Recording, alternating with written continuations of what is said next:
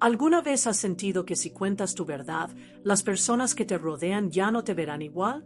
¿Que lo que guardas en silencio podría destruir la imagen que otros tienen de ti? Y si te dijera que, durante más de 6 décadas, he vivido con un secreto que me ha perseguido incluso en sueños, ¿me seguirías escuchando? Me llamo Teresa Morales.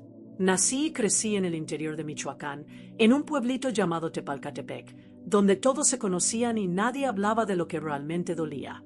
Hoy tengo 74 años. Tengo las manos arrugadas, el cabello blanco recogido en un moño bajo y camino lento por los dolores de los años. La gente que me ve piensa que soy solo una viejecita que cuida plantas, cocina sopas calientes y reza el rosario todas las tardes. Pero si supieran lo que pasé, si supieran lo que me hicieron.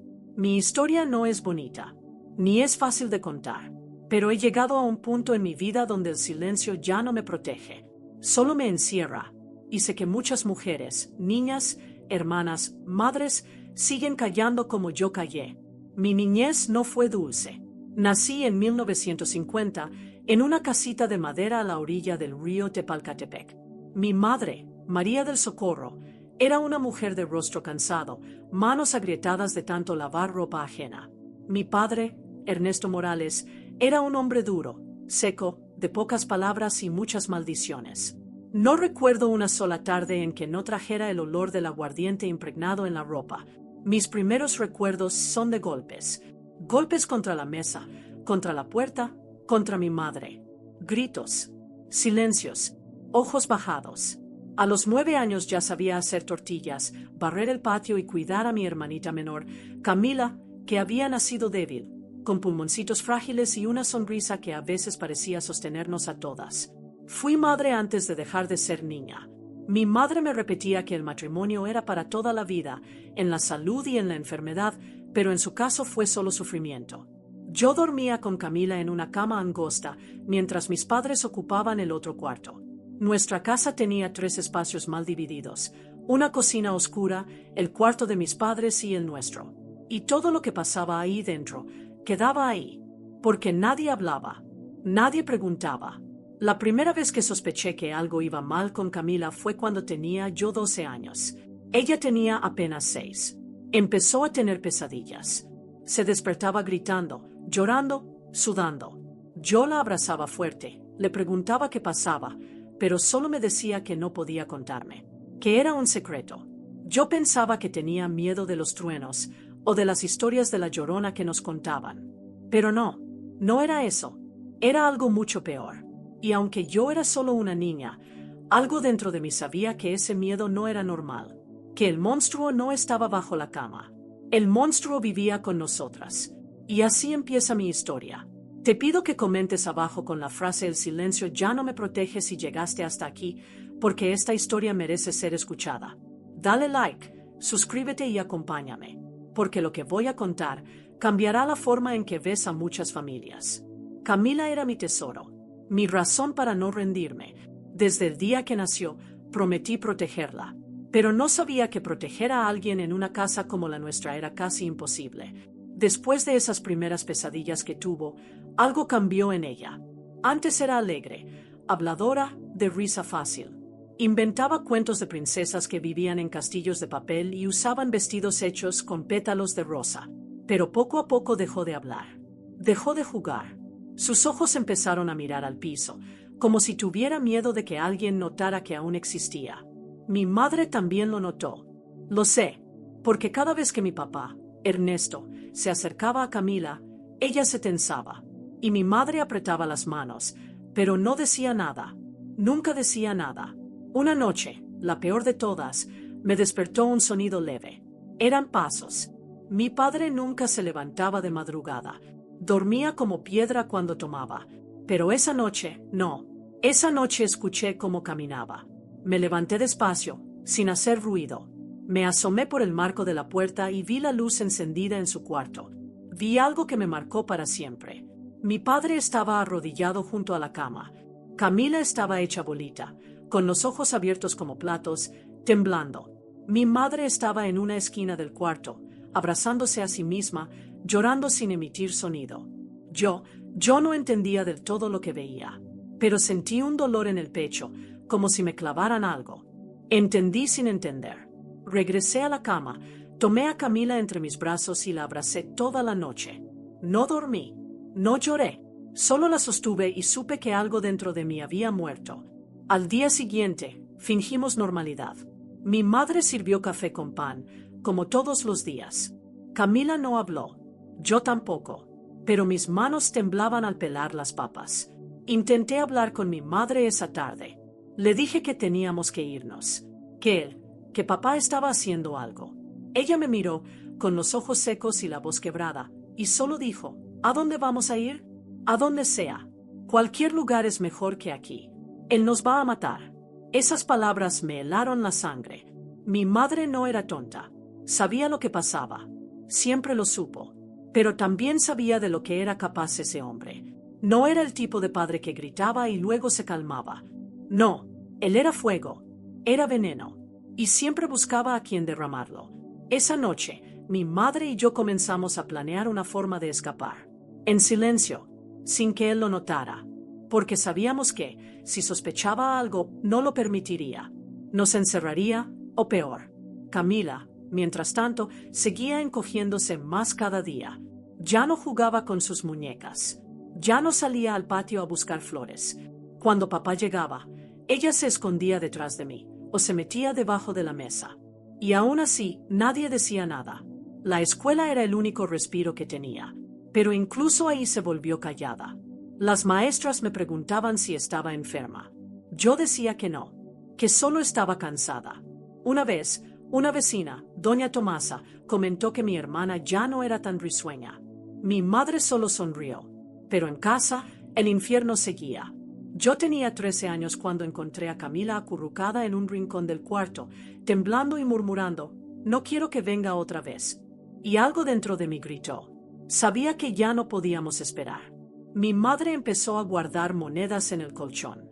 Lavaba ropa ajena, y de lo que le pagaban, escondía algunas monedas. Yo también empecé a juntar. Cuando lavaba los pantalones de papá, si encontraba una moneda, me la guardaba. Era peligroso. Si él lo descubría, nos mataba. Pero el miedo a quedarnos era más grande que el miedo a escapar. Entonces pasó lo que no esperábamos. Un domingo, papá llegó borracho como siempre. Se sentó en la mesa, nos miró fijamente, y dijo, «¿Qué están tramando ustedes dos?». Mi madre palideció. Yo sentí que el corazón se me detenía. Él ya lo sabía, lo presentía. Nos tenía bajo vigilancia. Esa noche, Camila desapareció de la cama. La busqué por toda la casa. No estaba en el cuarto. No estaba en la cocina. El cuarto de mis padres tenía la puerta cerrada. No tuve valor para entrar. Me senté en el piso. Esperé. Cuando Camila volvió al cuarto, venía muda. No lloraba. Solo se metió en la cama y se tapó hasta la cabeza. Al día siguiente, mi madre me miró y dijo, «Nos vamos». Era ahora o nunca. Y así comenzó nuestra huida. Mi madre no era una mujer débil, pero la vida la había vencido en 1000 batallas silenciosas. Su espalda se había encorvado antes de tiempo, no por la edad, sino por el peso de una vida de miedo. Desde joven, vivía como sombra de un hombre que creía que gritar era la forma de hablar, que golpear era su derecho y que su casa era un territorio donde nadie podía desafiarlo. Cuando dijo «nos vamos», supe que ese era su último acto de valentía. Ella no tenía a dónde ir. No tenía familia cercana, ni amigas de confianza.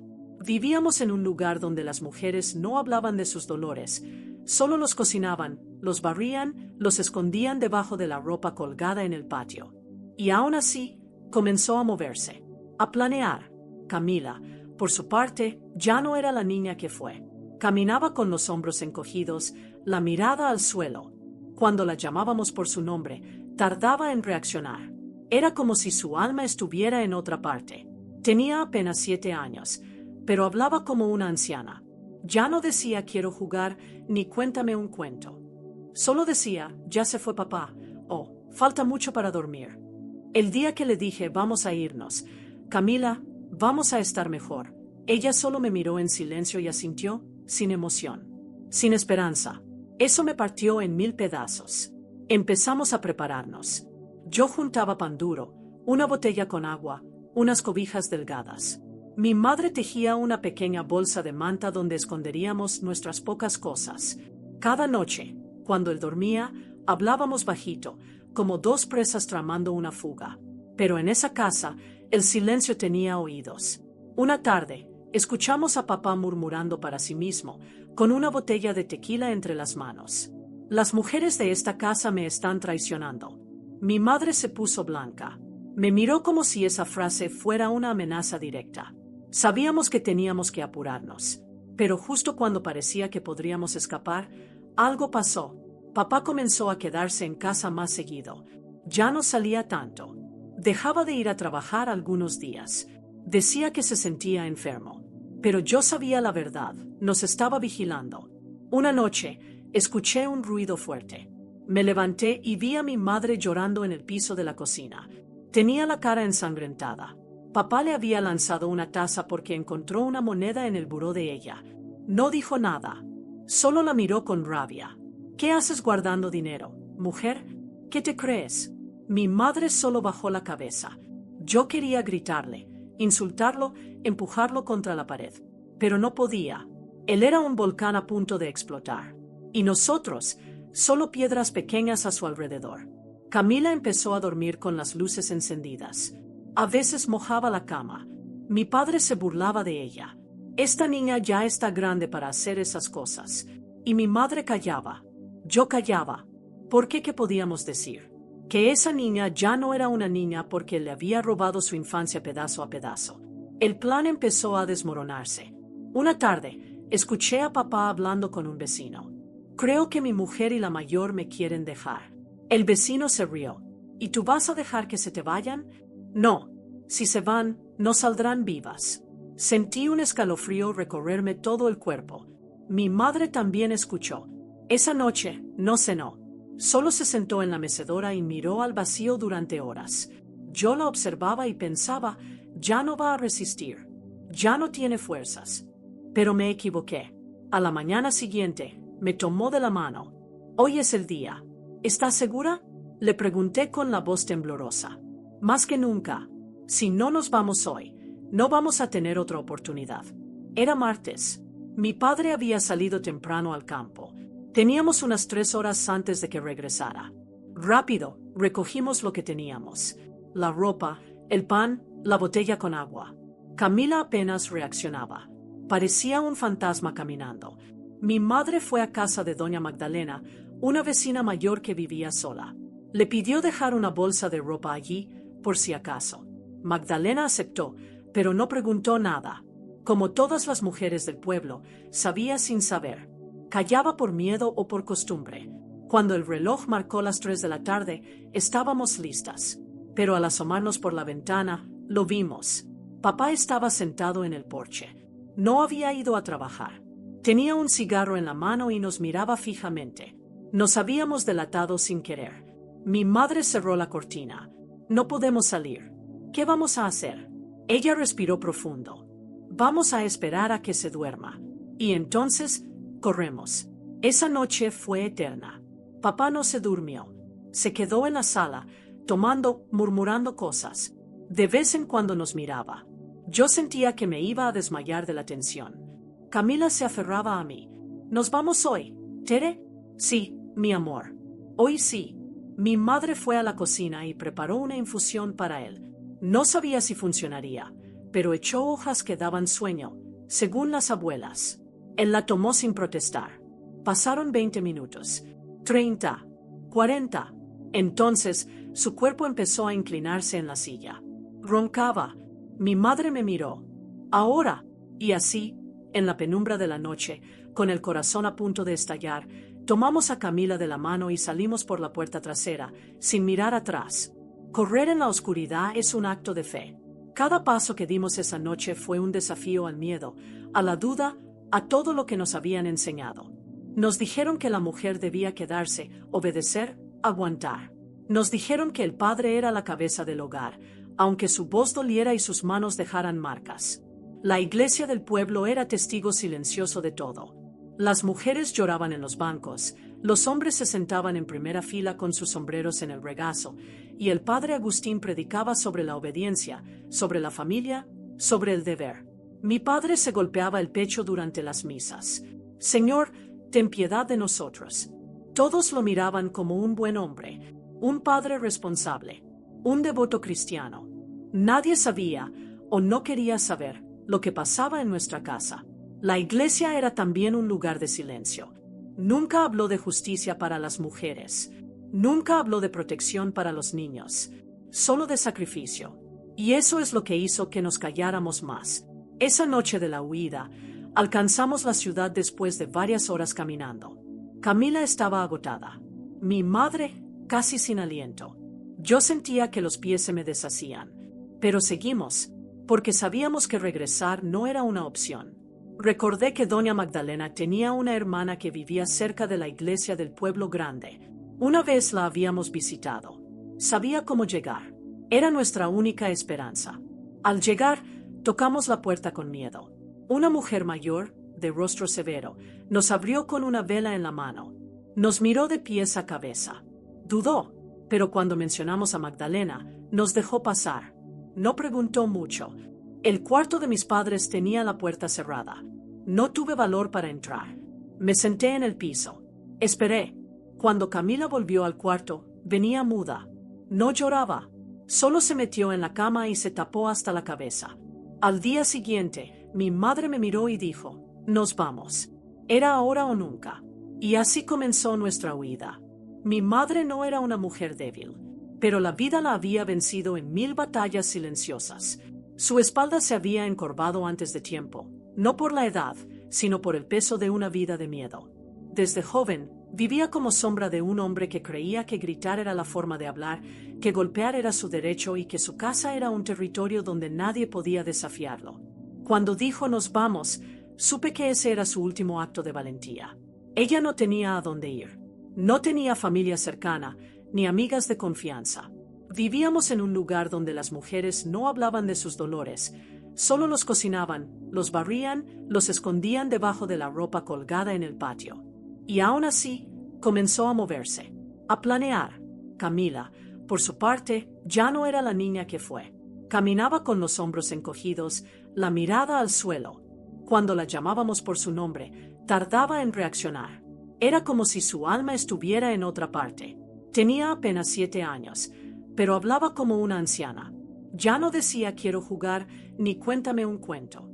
Solo decía «ya se fue papá» o «falta mucho para dormir». El día que le dije «vamos a irnos», «Camila, vamos a estar mejor», ella solo me miró en silencio y asintió, sin emoción, sin esperanza. Eso me partió en 1000 pedazos. Empezamos a prepararnos. Yo juntaba pan duro, una botella con agua, unas cobijas delgadas. Mi madre tejía una pequeña bolsa de manta donde esconderíamos nuestras pocas cosas. Cada noche, cuando él dormía, hablábamos bajito, como 2 presas tramando una fuga. Pero en esa casa, el silencio tenía oídos. Una tarde, escuchamos a papá murmurando para sí mismo, con una botella de tequila entre las manos. «Las mujeres de esta casa me están traicionando». Mi madre se puso blanca. Me miró como si esa frase fuera una amenaza directa. Sabíamos que teníamos que apurarnos, pero justo cuando parecía que podríamos escapar, algo pasó. Papá comenzó a quedarse en casa más seguido. Ya no salía tanto. Dejaba de ir a trabajar algunos días. Decía que se sentía enfermo. Pero yo sabía la verdad, nos estaba vigilando. Una noche, escuché un ruido fuerte. Me levanté y vi a mi madre llorando en el piso de la cocina. Tenía la cara ensangrentada. Papá le había lanzado una taza porque encontró una moneda en el buró de ella. No dijo nada. Solo la miró con rabia. «¿Qué haces guardando dinero, mujer? ¿Qué te crees?» Mi madre solo bajó la cabeza. Yo quería gritarle, insultarlo, empujarlo contra la pared. Pero no podía. Él era un volcán a punto de explotar. Y nosotros, solo piedras pequeñas a su alrededor. Camila empezó a dormir con las luces encendidas. A veces mojaba la cama. Mi padre se burlaba de ella. «Esta niña ya está grande para hacer esas cosas». Y mi madre callaba. Yo callaba. ¿Por qué? ¿Qué podíamos decir? Que esa niña ya no era una niña porque le había robado su infancia pedazo a pedazo. El plan empezó a desmoronarse. Una tarde, escuché a papá hablando con un vecino. Creo que mi mujer y la mayor me quieren dejar. El vecino se rió. ¿Y tú vas a dejar que se te vayan? No. Si se van, no saldrán vivas. Sentí un escalofrío recorrerme todo el cuerpo. Mi madre también escuchó. Esa noche no cenó. Solo se sentó en la mecedora y miró al vacío durante horas. Yo la observaba y pensaba, ya no va a resistir. Ya no tiene fuerzas. Pero me equivoqué. A la mañana siguiente, me tomó de la mano. Hoy es el día. ¿Estás segura? Le pregunté con la voz temblorosa. Más que nunca. Si no nos vamos hoy, no vamos a tener otra oportunidad. Era martes. Mi padre había salido temprano al campo. Teníamos unas 3 horas antes de que regresara. Rápido, recogimos lo que teníamos. La ropa, el pan, la botella con agua. Camila apenas reaccionaba. Parecía un fantasma caminando. Mi madre fue a casa de doña Magdalena, una vecina mayor que vivía sola. Le pidió dejar una bolsa de ropa allí, por si acaso. Magdalena aceptó, pero no preguntó nada. Como todas las mujeres del pueblo, sabía sin saber. Callaba por miedo o por costumbre. Cuando el reloj marcó las 3 de la tarde, estábamos listas. Pero al asomarnos por la ventana, lo vimos. Papá estaba sentado en el porche. No había ido a trabajar. Tenía un cigarro en la mano y nos miraba fijamente. Nos habíamos delatado sin querer. Mi madre cerró la cortina. No podemos salir. ¿Qué vamos a hacer? Ella respiró profundo. Vamos a esperar a que se duerma. Y entonces, corremos. Esa noche fue eterna. Papá no se durmió. Se quedó en la sala, murmurando cosas. De vez en cuando nos miraba. Yo sentía que me iba a desmayar de la tensión. Camila se aferraba a mí. ¿Nos vamos hoy, Tere? Sí, mi amor. Hoy sí. Mi madre fue a la cocina y preparó una infusión para él. No sabía si funcionaría, pero echó hojas que daban sueño, según las abuelas. Él la tomó sin protestar. Pasaron 20 minutos. 30. 40. Entonces, su cuerpo empezó a inclinarse en la silla. Roncaba. Mi madre me miró. Ahora. Y así, en la penumbra de la noche, con el corazón a punto de estallar, tomamos a Camila de la mano y salimos por la puerta trasera, sin mirar atrás. Correr en la oscuridad es un acto de fe. Cada paso que dimos esa noche fue un desafío al miedo, a la duda, a todo lo que nos habían enseñado. Nos dijeron que la mujer debía quedarse, obedecer, aguantar. Nos dijeron que el padre era la cabeza del hogar, aunque su voz doliera y sus manos dejaran marcas. La iglesia del pueblo era testigo silencioso de todo. Las mujeres lloraban en los bancos, los hombres se sentaban en primera fila con sus sombreros en el regazo, y el padre Agustín predicaba sobre la obediencia, sobre la familia, sobre el deber. Mi padre se golpeaba el pecho durante las misas. Señor, ten piedad de nosotros. Todos lo miraban como un buen hombre, un padre responsable, un devoto cristiano. Nadie sabía, o no quería saber, lo que pasaba en nuestra casa. La iglesia era también un lugar de silencio. Nunca habló de justicia para las mujeres. Nunca habló de protección para los niños. Solo de sacrificio. Y eso es lo que hizo que nos calláramos más. Esa noche de la huida, alcanzamos la ciudad después de varias horas caminando. Camila estaba agotada. Mi madre, casi sin aliento. Yo sentía que los pies se me deshacían. Pero seguimos, porque sabíamos que regresar no era una opción. Recordé que doña Magdalena tenía una hermana que vivía cerca de la iglesia del pueblo grande. Una vez la habíamos visitado. Sabía cómo llegar. Era nuestra única esperanza. Al llegar, tocamos la puerta con miedo.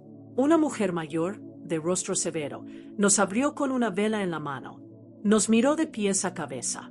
Dudó, pero cuando mencionamos a Magdalena, nos dejó pasar. No preguntó mucho. Solo nos dio un poco de té y una manta para cada una. Esa noche dormimos las 3 en el suelo de su cocina. Fue la primera noche en años en la que no escuché los ronquidos de mi padre, ni sus gritos, ni el crujido de su cinturón. Fue extraño. Sentía que debía estar feliz, pero no podía. El miedo seguía conmigo. No se iba. Camila dormía encogida, con los puños cerrados. Mi madre no durmió. Solo miraba el techo. A la mañana siguiente fuimos a la iglesia. Mi madre pensó que allí podrían ayudarnos. Yo dudaba, pero no dije nada. El padre Agustín nos recibió. Le contamos que habíamos huido de casa, que mi padre era violento, que temíamos por nuestra vida. Él nos escuchó en silencio. Luego, con voz grave, dijo: el matrimonio es sagrado. La familia es una institución divina. A veces los hombres se pierden, pero con oración todo se puede restaurar. Mi madre bajó la cabeza. Yo sentí una punzada en el pecho. ¿Y si nos hace daño? Pregunté. Tienen que perdonar. No juzguen, para no ser juzgadas, respondió, abriendo su Biblia. Nos dio pan bendito y nos dijo que rezáramos 3 rosarios. No ofreció refugio. No ofreció ayuda. Solo nos dio culpa. Esa fue la segunda vez que entendí que estábamos solas. Salimos de la iglesia con las manos vacías. La mirada de mi madre era de derrota. Yo no podía permitirlo. No vamos a volver, le dije. Ella no respondió. Solo tomó la mano de Camila con fuerza. Los días siguientes los pasamos escondidas en casa de la hermana de doña Magdalena. No podíamos quedarnos mucho. Ella temía represalias. Ernesto es peligroso, decía. Si se entera que están aquí, vendrá armado. Yo sabía que era verdad. Una tarde, escuchamos gritos en la calle. Era él. Había llegado al pueblo preguntando por nosotras. Decía que éramos unas ingratas, que mi madre era una ramera, que yo le estaba robando a su familia. Nos escondimos debajo de la cama. Camila se orinó del miedo. Mi madre temblaba. Después de un rato, se fue. Pero la amenaza estaba lanzada. Al día siguiente, doña Magdalena vino a vernos. Dijo que había hablado con unas monjas de un convento en la ciudad vecina, que podrían recibirnos por un tiempo. Pero teníamos que salir de inmediato. No había tiempo para pensar. Tomamos nuestras pocas pertenencias y nos subimos a una carreta que nos llevaría a la estación del autobús. El viaje fue largo, silencioso. Yo miraba por la ventana pensando si algún día podríamos volver sin miedo.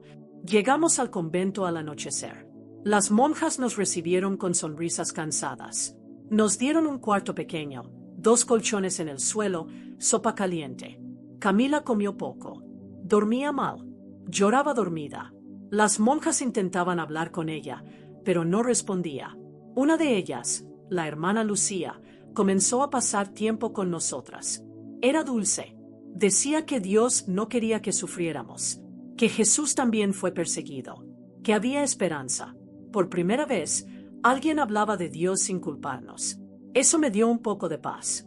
Pero la herida en Camila seguía abierta.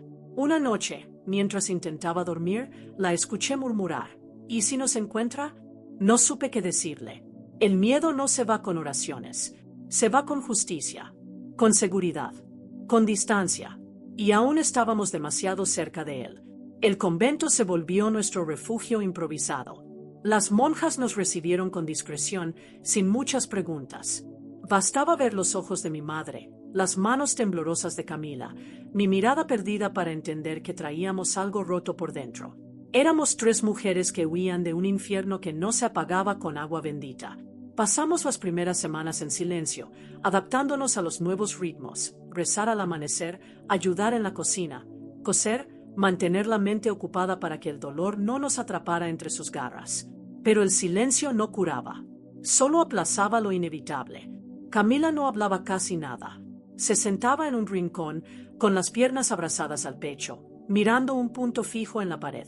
Las otras niñas del refugio intentaban invitarla a jugar, pero ella solo les daba una mirada breve, vacía, como si el mundo ya no tuviera sentido para ella. Mi madre intentaba mantener una rutina. Lavaba ropa como siempre, tejía, rezaba. Pero yo la escuchaba llorar bajito por las noches, tapándose la boca con la almohada para no despertar a nadie. Era como si su alma se estuviera secando lentamente. Yo me aferraba a la idea de que todo mejoraría, que con el tiempo podríamos sonreír de nuevo, que tal vez, un día, podríamos mirar atrás sin sentir un nudo en la garganta.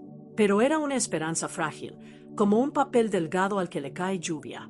Una noche, mientras caminábamos por el pequeño jardín del convento, la hermana Lucía se me acercó. ¿Sabes que puedes hablar conmigo si lo necesitas? Asentí, pero no dije nada. Guardar tanto duele más que decirlo, agregó. Esas palabras se me quedaron clavadas. Pero ¿cómo decirlo?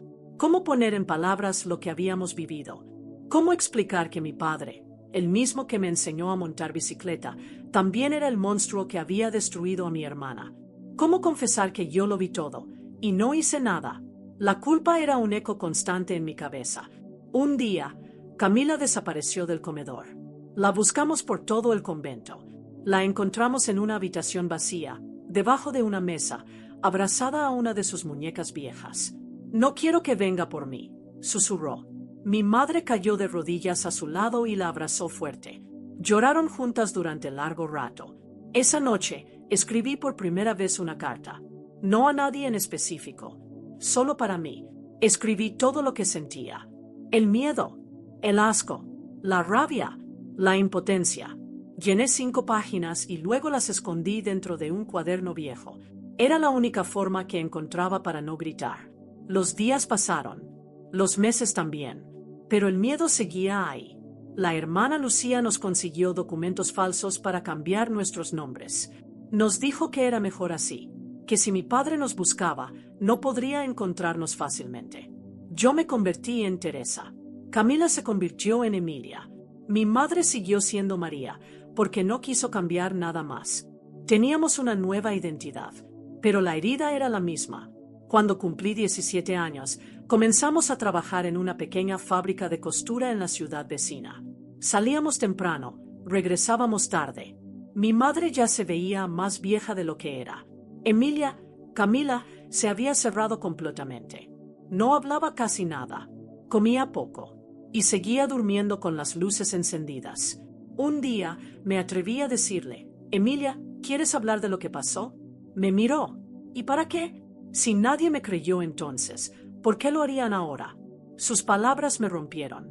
Me di cuenta de que no era solo el abuso lo que la había destruido, sino también el silencio, la complicidad de todos, la cobardía de los adultos. Mi madre escuchó esa conversación desde la cocina. No dijo nada, pero esa noche volvió a llorar.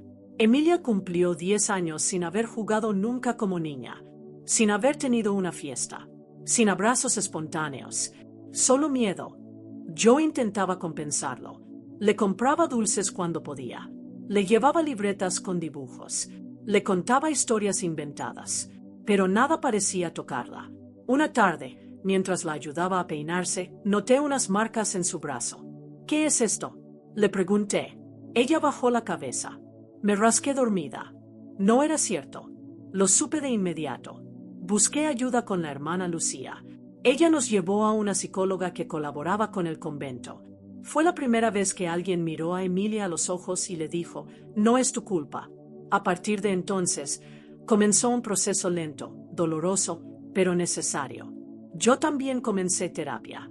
No sabía que cargar el dolor de otros también dejaba heridas. Me sentía responsable. Me sentía cómplice por haber callado. Pero la psicóloga me explicó que yo también era una niña, que no tenía las herramientas para salvar a nadie. Aún así, seguía sintiéndome culpable. Pasaron los años. Cambiamos de ciudad una vez más. Esta vez nos fuimos más lejos, a Querétaro. Empezamos de nuevo. La hermana Lucía se quedó en el convento, pero nos siguió escribiendo cartas por un tiempo. Mi madre enfermó. Le diagnosticaron problemas en el corazón. El médico decía que era por la edad, pero yo sabía que era por las veces que se lo rompieron. Yo conseguí trabajo en una panadería. Emilia, a los 15, comenzó a escribir poemas. Los escondía, pero yo los encontraba. Leí uno que decía: «Soy un cascarón vacío que teme al amanecer». Lloré toda la noche. El trauma no se cura, solo se aprende a vivir con él, a reconocerlo, a abrazarlo como una parte de ti que no pediste, pero que existe. Y aunque no hablábamos mucho del pasado, estaba en todo, en cada mirada, en cada gesto, en cada silencio. Pasamos 2 décadas sin mencionar el nombre de mi padre, pero el día en que murió, supimos que el pasado iba a tocar la puerta otra vez. Tenía 22 años cuando quedé embarazada por primera vez. No fue por amor, fue por necesidad, por confusión, por esa mezcla amarga de querer sentirse querida aunque fuera por un instante. El padre era un joven panadero, de pocas palabras y muchas promesas vacías. Me dejó apenas supo que estaba esperando un hijo. No lo culpo. Él también venía roto, como casi todos los hombres que conocí en mi vida. Cuando supe que iba a tener una niña, sentí miedo. No alegría. Miedo. El recuerdo de Emilia, sus pesadillas, su silencio, su infancia robada, me hacía pensar que traer otra niña a este mundo era condenarla a repetir la historia. Mi madre me ayudó en el parto. Fue en casa, con la asistencia de una partera del barrio. Aquel día, llovía como nunca. Los truenos sacudían las ventanas y el viento silbaba como un lamento. Cuando la bebé nació, lloró con fuerza. Un llanto que retumbó en mis oídos como una advertencia. «Protégeme». La llamé Alma, porque sentí que era lo único que me quedaba. Durante los primeros días, no la soltaba. Dormía con ella en el pecho.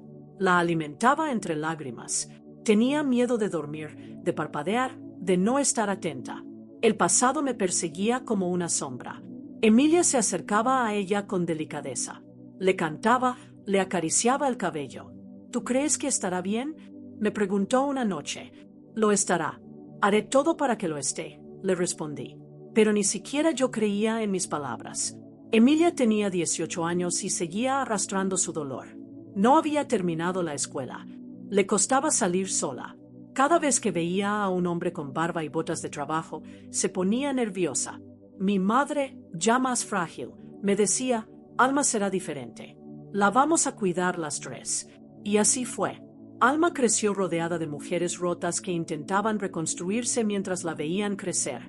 Fue una niña feliz, al menos durante los primeros años. Reía, corría por el patio, hacía preguntas curiosas. Pero yo no podía relajarme. Siempre estaba vigilante. No confiaba en nadie, ni en los vecinos, ni en los maestros, ni en los primos lejanos. Una vez, un señor de la tienda le ofreció un dulce. Yo reaccioné con tanto pánico que lo empujé y lo acusé de querer hacerle daño. Más tarde me disculpé, pero la semilla del trauma ya estaba sembrada en mí. Alma me miraba confundida. «Mamá, ¿por qué gritas?». Solo fue un dulce. No sabía cómo explicarle que yo no vivía en el mismo mundo que ella, que yo veía fantasmas donde ella veía gestos amables. Me volví sobreprotectora. Revisaba cada cuaderno, cada dibujo, cada conversación. Emilia me decía que debía dejarla respirar. «No repitas en ella lo que nos hicieron a nosotras, Tere. Justamente por eso no puedo bajar la guardia», le respondía. Cuando Alma cumplió 5 años, comenzó a tener amigas. Invitaban a jugar. Iban a cumpleaños. Yo no quería dejarla ir. Me angustiaba. Mi estómago se revolvía.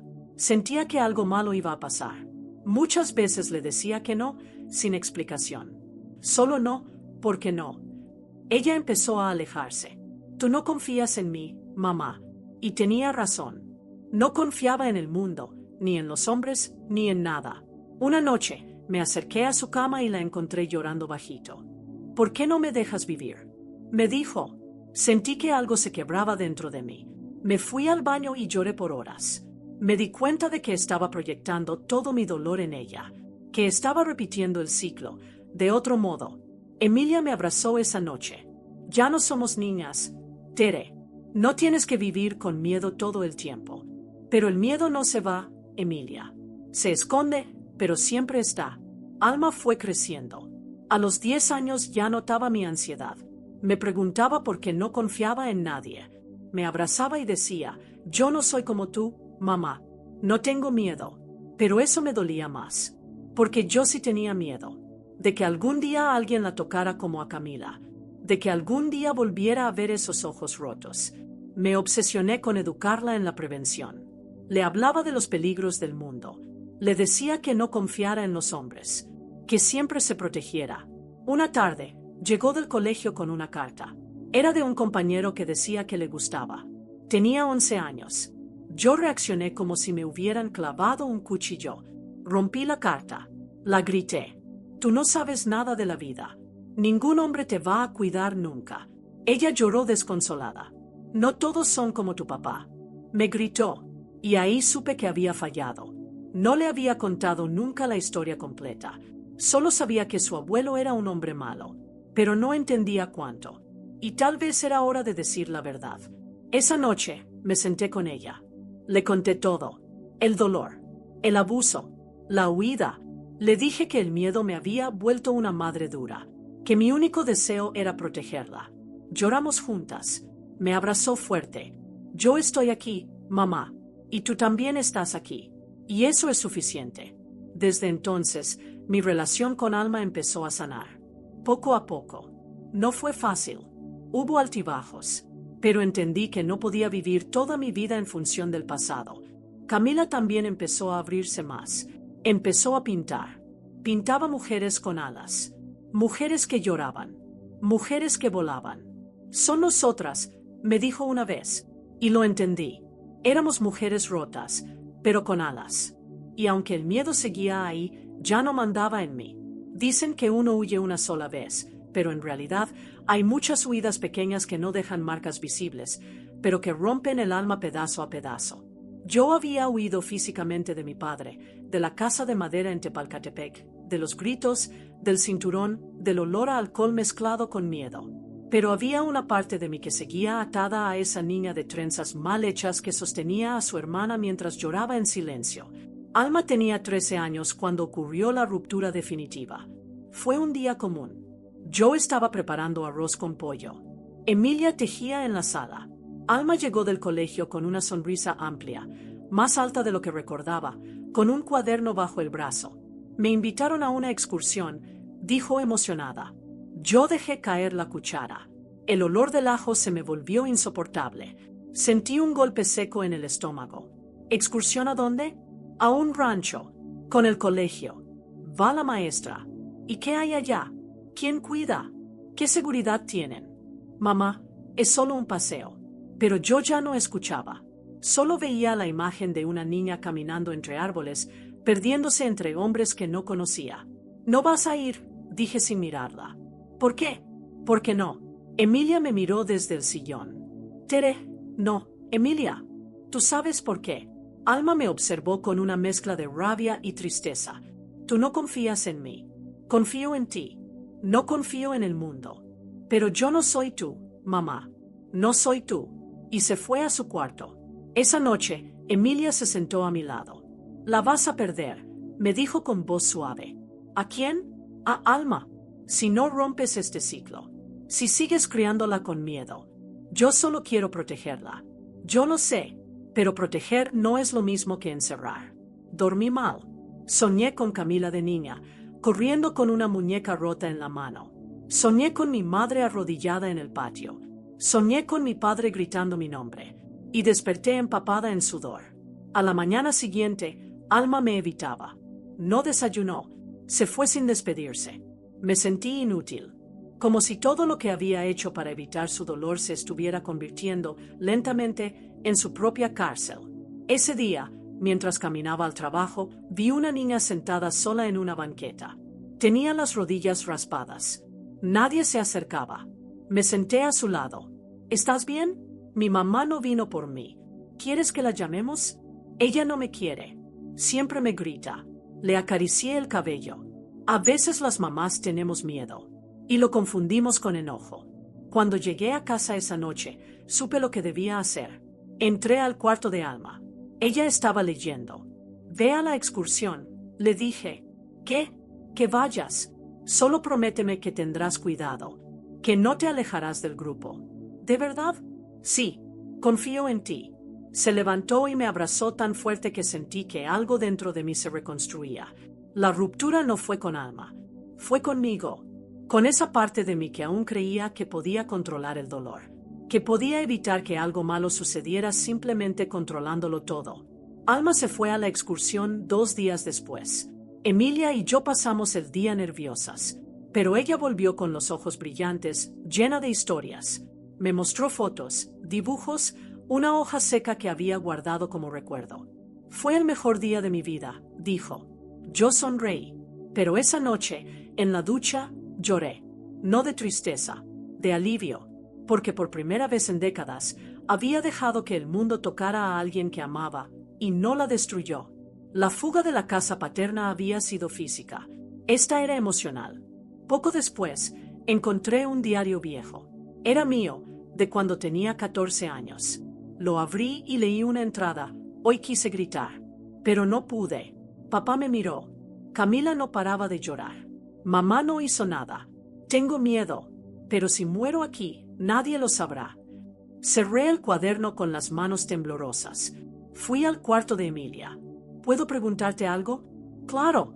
¿Alguna vez me odiaste por no haberte salvado antes? Ella me miró, y después de un largo silencio, dijo, no. Pero durante muchos años me pregunté por qué nadie hizo nada. Me senté a su lado. Yo era una niña. Y yo también. Nos abrazamos. No dijimos más. Esa fue la última fuga, la del perdón. El perdón a mí misma. El perdón a mi madre. El perdón, no al monstruo que fue mi padre, porque a él no le debía nada, sino a la niña que fui, que sobrevivió como pudo. Porque a veces, huir no es una cobardía. Es el único acto de amor propio que nos queda. Reconstruirse después del trauma no es una línea recta. No hay un punto de partida claro ni una meta definida. No hay premios al final del camino, ni un aplauso por haber sobrevivido. Solo hay días. Días que se arrastran. Días que se repiten. Días en los que el pasado regresa disfrazado de olor, de canción, de una palabra dicha por accidente. Y aún así, uno sigue. Como quien reconstruye una casa con los mismos ladrillos rotos que una vez se derrumbaron encima. Después de aquella noche en la que Alma regresó de su excursión y me abrazó como si me perdonara por algo que nunca le conté por completo, supe que el camino hacia la sanación no estaba en evitar que el mundo la tocara, sino en enseñarla a vivir en él sin miedo. Y para eso, yo debía aprender primero. Emilia y yo comenzamos terapia juntas. Fue la primera vez que, frente a otra persona, dijimos en voz alta lo que papá había hecho, lo que mamá había permitido, lo que nosotras habíamos callado. No fue fácil. Lloré tanto la primera sesión que terminé con la garganta rota, como si cada palabra fuera una astilla que salía después de décadas enterrada. Yo vi a mi padre arrodillado junto a la cama de mi hermana, le dije a la terapeuta, y no hice nada. Solo la abracé cuando terminó. ¿Cuántos años tenías?, preguntó ella. 12. ¿Y aún así crees que fue tu culpa? Sí. No lo fue. Esas 3 palabras me golpearon como nunca. No lo fue. Emilia también habló, con voz baja, con lágrimas contenidas. Me quitó todo. Me robó la infancia, la confianza, hasta mis sueños. Pero lo que más me dolió fue que nadie me mirara, ni siquiera mi madre. Y yo sabía que tenía razón. Mamá murió 5 años después. Nunca habló del todo. Nunca dijo yo lo sabía. Pero en sus últimos días me tomó la mano y dijo, hiciste bien en irte. ¿Tú lo sabías?, le pregunté. Cerró los ojos. Sí, pero tenía miedo. ¿De qué? De él. Y de quedarme sola. Nunca estuviste sola. Pero me sentía así. Y entendí que el miedo nos había devorado a todas. Después de su muerte, llevamos sus cenizas a un pequeño cerro cerca del convento donde habíamos vivido. Allí, Emilia plantó un árbol. Para que crezca lo que ella no pudo, dijo. Fue simbólico, pero real. Alma creció fuerte.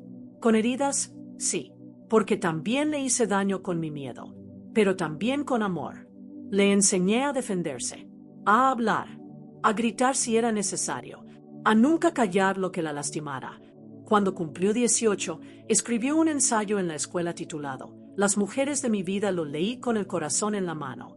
Hablaba de mí, de Emilia, de mi madre. Nos llamaba guerreras. Mi mamá no es perfecta. Tiene cicatrices en el alma. Pero cada día intenta que yo no tenga las mismas, escribió. Lloré con cada palabra.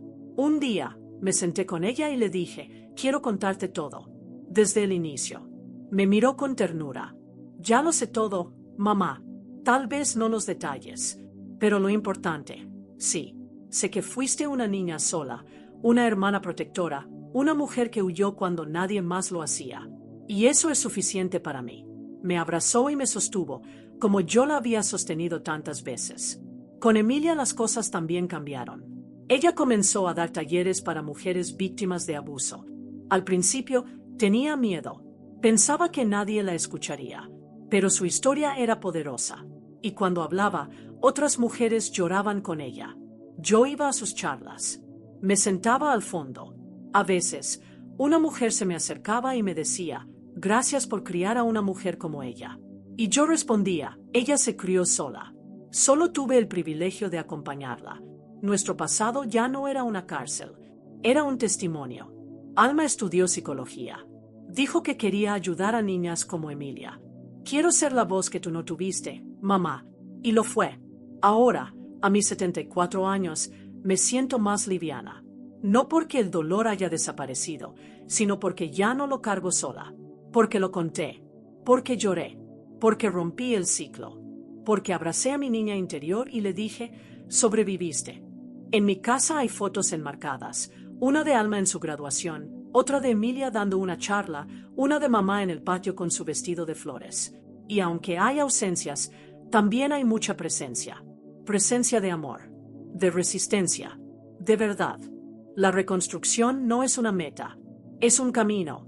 Y por fin entendí que caminar con cicatrices también es una forma de sanar. No hay una fecha marcada en el calendario que indique el día exacto en que una mujer rota se siente libre. No hay fuegos artificiales, ni mariachis en la plaza, ni nadie diciendo felicidades, lo lograste. La libertad, cuando llega, es silenciosa. Llega como una brisa suave que entra por la ventana mientras doblas la ropa, o como una lágrima que se desliza sin dolor por primera vez. Para mí, la libertad no llegó de golpe. Fue construyéndose con gestos pequeños, con conversaciones que nunca pensé tener, con perdones que jamás imaginé otorgar. Pero puedo decir que hubo un día en particular en que, por primera vez, sentí que ya no tenía miedo. Y ese día fue cuando volví a Tepalcatepec. Habían pasado más de 50 años desde nuestra fuga. Había jurado nunca volver, pero una carta cambió todo.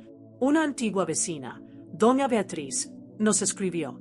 Decía que la casa donde crecimos sería demolida, que si queríamos rescatar algo, debíamos ir pronto. ¿Para qué quieres volver?, me preguntó Alma. No lo sé, tal vez para despedirme, tal vez para cerrar lo que quedó abierto. Emilia me acompañó. Tomamos un autobús al amanecer. El camino fue largo, polvoriento, lleno de recuerdos que golpeaban el pecho. Al bajar en la terminal, todo me pareció más pequeño. Las calles, las casas, el río. ¿Era aquí donde todo parecía tan grande? Pregunté. Sí, pero tú creciste, Tere. Por eso ya no lo ves igual, respondió Emilia. Caminamos hasta la vieja casa. Aún estaba en pie. La pintura desgastada, la puerta torcida, las ventanas sucias. Entrar fue como entrar a un mausoleo. El olor a humedad y tierra me trajo imágenes que no quería ver. Mi madre llorando en la cocina, Camila escondida debajo de la mesa, mi padre, su voz, su sombra. Subí al cuarto donde dormíamos. El suelo crujió. Había telarañas en las esquinas. Toqué la pared donde una vez pegué un dibujo que Camila me había regalado. Aún quedaba una marca del papel. ¿Estás bien?, preguntó Emilia. Sí, solo. Estoy recordando que aquí fui muchas cosas. Una niña, una madre improvisada, una protectora fallida, pero también una sobreviviente. En el patio aún estaba la mecedora donde mi madre se sentaba, oxidada, quebrada, pero entera. Me senté. El metal frío me recorrió la espalda. Cerré los ojos. Escuché el sonido de mi infancia, los grillos, el agua del río, las campanas de la iglesia lejana. Pero no escuché a mi padre. No escuché sus gritos. Solo silencio. Y por primera vez, el silencio no fue aterrador. Fue paz. Alma llegó más tarde. No quiso entrar. Se quedó en la puerta, observando. ¿Todo eso viviste aquí? Sí. Y sobreviviste. Sobrevivimos. Esa noche, dormimos en la casa de doña Beatriz. Me prestó una cobija y una taza de té. En la madrugada, salí al patio. El cielo estaba limpio. Las estrellas, brillantes. Respiré profundo. Sentí algo que no había sentido en décadas, ligereza. Era como si el aire me perdonara. Como si el universo me dijera, ya no debes cargar con todo esto. Al regresar a Querétaro, me sentí diferente. Como si me hubiera quitado un abrigo sucio que llevaba puesto desde niña. La visita no borró el pasado, pero lo desarmó. Le quitó el poder que tenía sobre mí. Unos días después, Alma me regaló un collar con una piedra azul. Es para que recuerdes quién eres. ¿Y quién soy?, le pregunté. La mujer más valiente que conozco. Lo llevé puesto el resto del año. Esa misma semana, escribí una carta. Para mí, querida Teresa, no fue tu culpa. Fuiste una niña. Fuiste valiente. No salvaste a todos, pero te salvaste a ti. Y eso también vale. La guardé en una caja, junto a una foto de mi madre y un dibujo de Camila. Luego abracé a Emilia. Gracias por perdonarme.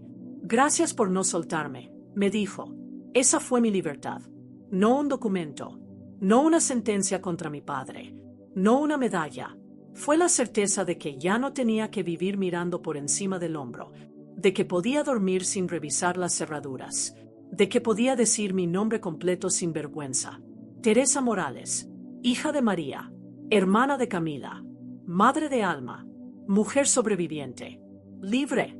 Llegar al final de esta historia no significa que el dolor se haya ido. Significa que aprendí a convivir con él sin que me gobierne. Significa que ya no me ahoga, que ya no me paraliza, que ya no me obliga a vivir en alerta como si cada sombra fuera una amenaza. Hoy, a mis 74 años, ya no tengo miedo de mirar atrás. Porque entendí que mi historia no es vergüenza. Es testimonio. Es advertencia. Es también esperanza. Cuando era niña, soñaba con ser invisible. Soñaba con desaparecer. Porque pensaba que si nadie me veía, nadie podría hacerme daño. Hoy, después de tantos años, lo único que quiero es ser vista. Que mi historia sea escuchada. Que la niña que fui no se quede enterrada bajo los gritos de un hombre cruel y el silencio de una casa rota. A veces me siento en la mecedora del patio, con mi taza de café, viendo cómo Alma le lee cuentos a sus hijos, mis nietos. Y pienso en Camila, en mamá, en mí, en todas las mujeres que fuimos en aquella casa vieja. Mi nieta mayor me preguntó hace poco, abuela, ¿tuviste una vida feliz? Me quedé en silencio. Tuve una vida real, con dolor, con pérdidas, con miedo, pero también con amor. Y eso, para mí, es suficiente. Camila sigue pintando. Sus cuadros están en una pequeña galería local. Un día, una joven se me acercó después de una exposición. Usted es la hermana de Emilia, ¿verdad? Sí. Sus obras me hicieron llorar. Me hicieron entender cosas que yo nunca supe cómo poner en palabras. La abracé sin decir nada, porque entendí que la historia de Camila, la mía, la de mamá, ya no era solo nuestra. Era de todas. Porque esto no va solo de una niña abusada, de una madre paralizada o de una hermana rota. Va de un sistema que calla, de una cultura que normaliza, de una sociedad que prefiere mirar para otro lado. Va de tantas historias como la mía que nunca se contaron. Y si tú estás leyendo esto y pasaste por algo parecido, quiero decirte algo, no fue tu culpa. Nunca lo fue. No importa si tenías 5, 10, 15 años. No importa si nadie te creyó. No importa si lo guardaste por décadas. Lo que te hicieron no define quién eres. Tú sigues aquí. Y eso ya es una victoria. Hoy, mi casa está llena de plantas, de libros, de fotos. No hay gritos. No hay amenazas. Hay música suave. Hay conversaciones tranquilas. Hay olor a pan recién horneado. Y cada vez que me miro en el espejo, veo a una mujer que sobrevivió, pero que también aprendió a vivir. Durante años me negué a contar mi historia, por vergüenza, por miedo, por no saber cómo comenzar. Pero ya no más. Hoy sé que contarla es también sanar. Que cada palabra escrita es una llave que abre una celda. Y si esta historia llega a ti, si algo en estas líneas te recordó tu propia historia, quiero invitarte a hacer lo mismo. Habla, grita, escribe, llora, pero no te calles. Porque cuando una mujer rompe el silencio, muchas otras comienzan a respirar. Antes de terminar, quiero agradecerte por haber llegado hasta aquí. No es fácil leer una historia como esta. No es fácil sostener la mirada ante tanto dolor, pero tú lo hiciste. Y eso te convierte en parte de esta reconstrucción. Quiero pedirte algo. Si esta historia tocó tu corazón, si te hizo pensar, si te hizo llorar o recordar a alguien, comenta abajo la frase «Yo también sobreviví en silencio». Porque tu comentario puede ser la señal que otra persona necesita para atreverse a hablar. Dale like al video, suscríbete al canal y comparte esta historia. No por mí, sino por todas las Tereses, Emilias y Marías que aún no se animan a contar la suya. Yo ya no tengo miedo de ser vista. Ya no quiero ser invisible. Porque sobreviví. Y ahora, por fin, estoy viva. Teresa Morales.